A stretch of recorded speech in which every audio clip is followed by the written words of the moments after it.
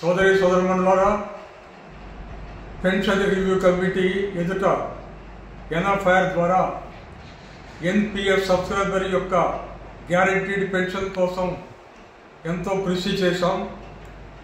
ఈ క్రమంలో pension review కమిటీతో చివరి దఫా జరిగినటువంటి మీటింగ్లో 15 జూలై 2024 మీటింగ్లో కొన్ని అంశాలపైన ఒక అంగీకారానికి రావడం జరిగింది.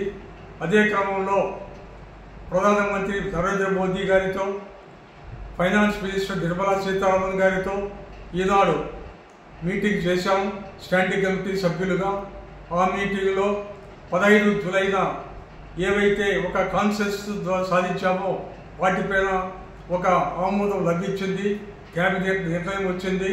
దాని ఫలితంగా యూనిఫైడ్ పెన్షన్ స్కీమ్ ద్వారా ప్రతి రైల్వే కార్మికునికి జీతంలో సగం గ్యారంటీడ్ పెన్షన్ లభిస్తుంది, డియర్నెస్ రిలీఫ్ లభిస్తుంది. తర్వాత ఫ్యామిలీ పెన్షన్ కూడా పెన్షనరు చనిపోయిన పెన్షనర్ యొక్క పెన్షన్లో 60% ఇచ్చే విధంగా నిర్ణయం తీసుకున్నారు. ఇది చాలా వరకు మనం స్వాగతించాలి. ఇంకా మిగిలిపోయిన అంశాలు ఉన్నాయి.